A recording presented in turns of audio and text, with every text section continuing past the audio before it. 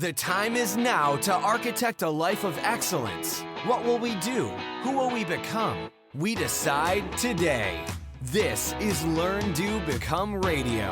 Let's move onward and upward together.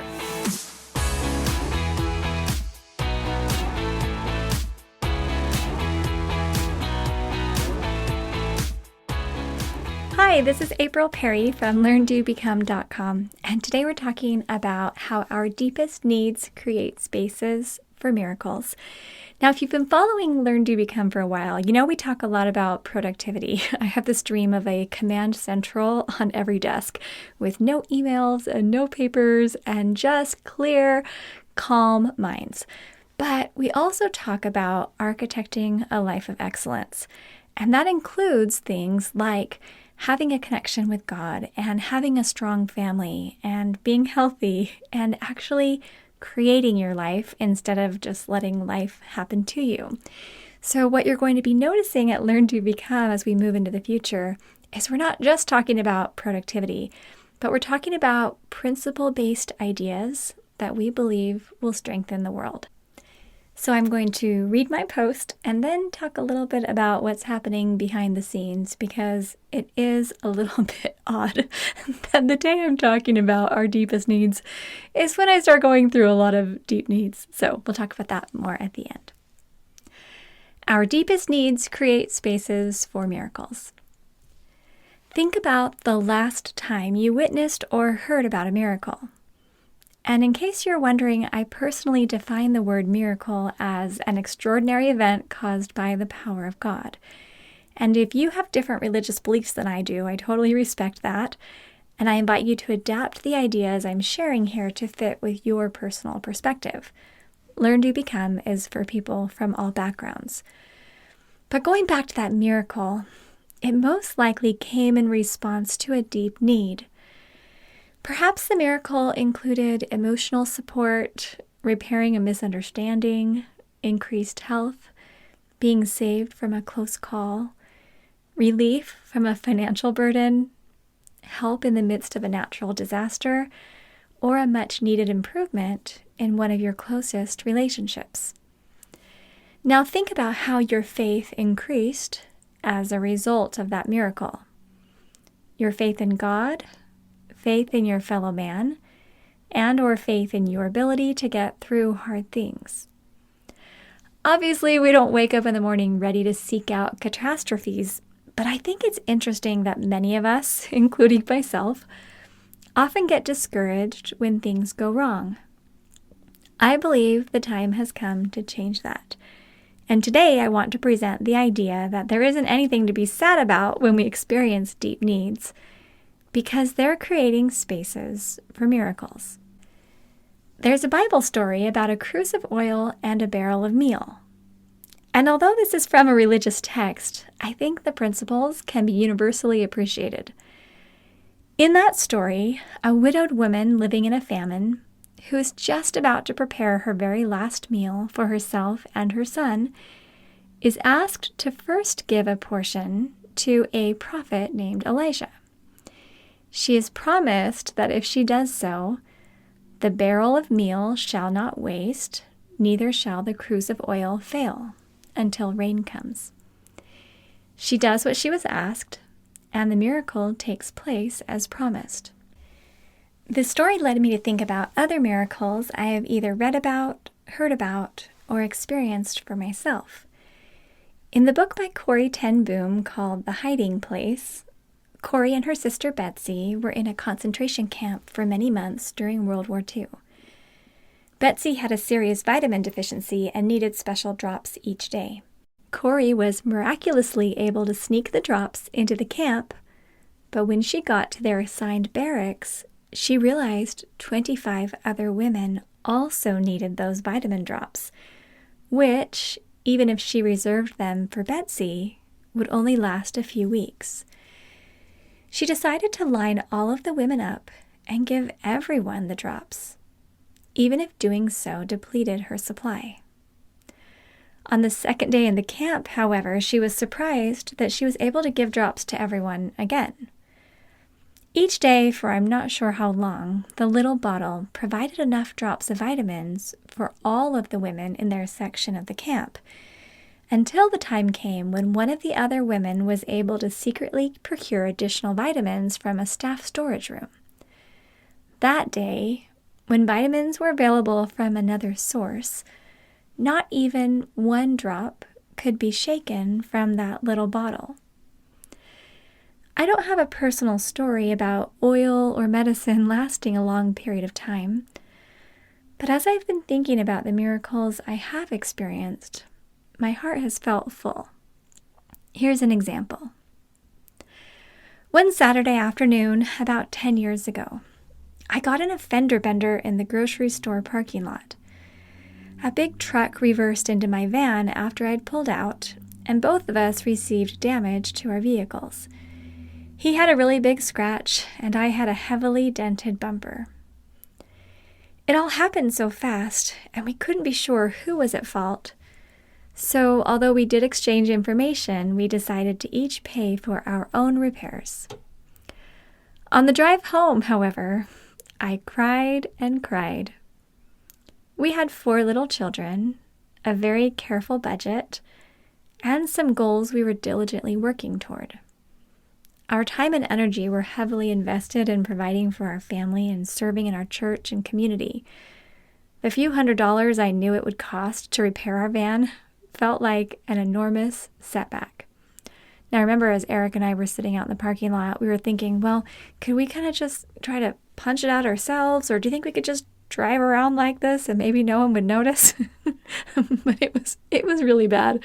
We knew we were going to need to get it repaired. When I got home, I talked with Eric and showed him the dent. He helped me to see that everything would be fine, which deep down I knew, and we went ahead with our family duties of the day, planning to get the van checked out the following week. Well, a few hours later, we received a phone call from the man whose truck had collided with my van. He wanted to know how we got our car fixed so fast. He'd driven by our home with his wife to show her our fender, but our van was back to normal. Eric and I ran out to the driveway, and sure enough, other than a couple of minor scratches, the bumper was totally smooth and strong. We stayed out in the driveway for about 20 minutes, testing the bumper, seeing if maybe it had just popped back into place because of the warm weather, and trying to find some logical explanation for the rapid repair. Finally, we stopped trying to solve the mystery and instead thanked God for that beautiful gift. Now, clearly, every problem we have doesn't get solved in such a miraculous way.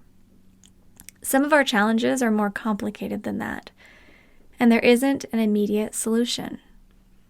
Some challenges take years of trial and error to overcome. But one thing I have learned, and which I will absolutely stand by, is that there is always help. I believe that the process of spiritually growing and progressing is central to why we're all here. And thinking back to the stories I shared earlier, I've realized this. God rarely asks us to give out of our abundance. Instead, we are asked to put God first and create spaces for miracles. I like when life is easy. I like those rare calm days when everything goes well. I like when our children get along and do what they've been asked. I like when our business runs smoothly. I like being healthy. But when things go wrong, which they do and which they will, my goal is to continue to put God first in my life, in my thoughts, in my calendar, in my relationships, and in my daily activities. I'm also going to trust that my deep needs, which sometimes cause intense amounts of stress, are not inconveniences or tragedies. They're opportunities for miracles to take place, so each one of us can be lifted, strengthened, and prepared for the work that we are uniquely here to do. Question for you: Have you had an experience where a miracle happened in your life and increased your faith in some way? If you want to come share it, come to learndobecome.com/episode 30, episode 30. And a challenge: identify one of your deepest needs right now, and instead of allowing yourself to get discouraged, identify one way you can turn to your higher power and create a space for a miracle. Okay, a little background on what's happening here. Eric and I have had a wonderful summer with our children, a lot of activity going on. The last couple of weeks we had some conferences. We actually have an overnight team meeting with my Power of Moms team tomorrow. They're all going to come to our house and have a slumber party. So we've got a big party coming here. And today we had one of the most serious technological glitches in our business that we've ever had. Now things are still fine. It's not that big of a deal. But I've spent most of my day today on the phone and on hold and trying to troubleshoot and sitting staring at a computer. What's funny is a lot of times people will say, oh, it must be so fun to work online and have a flexible business, which it absolutely is. But sometimes Eric and I just look at each other and we just think, people wouldn't want to do this, like this part of our job. This part is not fun. And I've actually felt incredibly stressed about this particular issue, which is currently being worked on. I've actually had to stop the podcast twice to take phone calls from different tech support. Anyway, it's been crazy. Not life-threatening or anything, but it's just been stressful. And at first I was thinking, you know what, there's too much happening today. My children need me. My family needs me. We have this event that's happening tomorrow. I've got all these tech issues. I don't need to record a podcast. And really, right now, I don't feel like there's any miracles coming my way. I was just feeling frustrated. There's also a couple things that I can't really share, but that are causing a different kind of stress. Where sometimes there are people in my life who aren't happy with me, and I can't make things better. I wish I could, but I can't make it better. And that often puts a strain on me. Maybe you've experienced something like this before. Maybe it's a distant family member or a neighbor, something like that. And it's just this ache because you wish that everything could just be tied up with a pretty bow, and that doesn't always happen. And there's some loved ones of mine going through challenges that also can't be tied up with a bow. But I had to sit down today as I was preparing this podcast and just ask myself, April, do you really believe that the needs that you're going through and the needs that your friends and family members are going through, that those needs could actually create spaces for miracles? Like, do you believe that? Because if you don't believe that, you have no business recording this podcast. But if you do believe that, then you need to get out there and you need to use your voice to help other people to know that their needs that they're experiencing right now can also create spaces for miracles. As I was reading the little section of my post talking about the lesson I'd learned, where God rarely asks us to give out of our abundance, but instead we're asked to put God first. That's how I felt many times in my life, where I think, I don't know if I could give any more. I mean, thinking of that story from the Bible, the woman who was about to feed her son their last meal, and for someone to come and say, well, you need to give part of that first to somebody else. That's hard. Even right now, we don't have a vent in my podcast room, and it's like 90 degrees outside. So I'm not really breathing very well in this room right now. It's super hot. We tried to have someone come over yesterday to put a window in, and they just said it wasn't really possible to do that. So anyway, hopefully I'll be finishing in a second so I can get some air. But I'm recognizing that when we're willing to push a little further than we think we can go in our businesses, in our families, in our relationships, in the beautiful communities that we're trying to develop, and the work that we're uniquely meant to do, that there always opens up a power and support and additional help.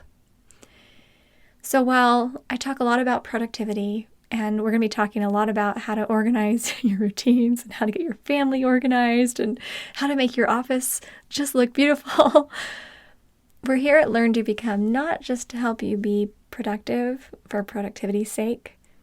It's because at the end of our lives, we want all of us to be able to look back and think, what a beautiful life. Architecting a life of excellence doesn't mean we're perfect, but it means that we're grounded in principles that are going to help us to be able to be lifted and to be able to strengthen our families and really get those results that we believe that God wants for us. Thank you so much for being part of Learn, Do, Become. We appreciate you and we're grateful for you. A couple of quick announcements. Aaliyah is doing a back-to-school boot camp with her Step for Students program. LearnDoBecome.com/student bootcamp. You can hear all about it. She has gone through our entire productivity program. I mean, she's basically lived the program most of her life. She went through the program and she said, Mom, we've got to make this easier for students, which she did. She's actually starting college next week. So we are packing up and all our kids have been moving bedrooms and it's been really fun around here. It really has been really fun. So her boot camp is going to be once a week for about 45 minutes to an hour for 3 weeks in September. So that's going to be starting September 13th and it'll happen on the 20th and 27th. So go to LearnDoBecome.com/student bootcamp to learn more. Also a fun bonus for all of the parents who purchase Step for Students for their children. Eric and I are doing a 1-hour community workshop. We have to change up our routines right now because Aaliyah's leaving. So instead of having 4 children to help, we're going to have 3 children to help. So we're going to go through how we walk through the decision making on who does what and how we organize it. Eric's actually really good at this. He took a lot of different operations classes in college, and I took more of the relationship classes in college. So as we work together on this, it's actually, I think it's an interesting duo. But we're not just going to be teaching you what we're doing. We're going to be opening it up for the community to be sharing their best practices. So if you want to be part of that workshop, which we'll announce the date once the boot camp begins, then you get to get the best trial and error from our community members so that you can do a family routine revamp. So I hope that will be something you'll be excited about. Again, anyone who joins Step for Students, you just buy 1 license. It works for all of your children. They could even all have their own login, and it's lifetime access. Very awesome. Excited for that. And if you have not yet attended our free class where we teach people how to stop drowning in piles, that can be found at LearnDoBecome.com/step. There's a lot more fun coming to Learn, Do, Become. We're actually in the middle of hiring right now. We're getting ready to go into the interview process. All of our applications were turned in a few weeks ago. Oh my gosh, Eric and I were overwhelmed by the amazing people who applied. We did narrow it down, and we're about to narrow it down again, which is like the hardest thing because I just want to bring everyone on the team. But we are hiring right now and moving into this next space. And I'm learning that a lot of times the help we can get is by building a team because there are capable, amazing people out there. I don't have to do all this myself. And I hope that as you are growing, that you're thinking more about how you can utilize the help of others, whether it's trades or friends or family. A lot of times we take too much on ourselves. I know that's my problem. But when we work together, it's pretty awesome. Okay, thanks for being with me. I would love for you to come share your thoughts, share your miracles, share maybe what you're working toward, and participate in the conversation. So we'll put all the links to everything I've talked about today at LearnDoBecome.com/episode 30. Have an amazing day and keep up the great work architecting your life of excellence.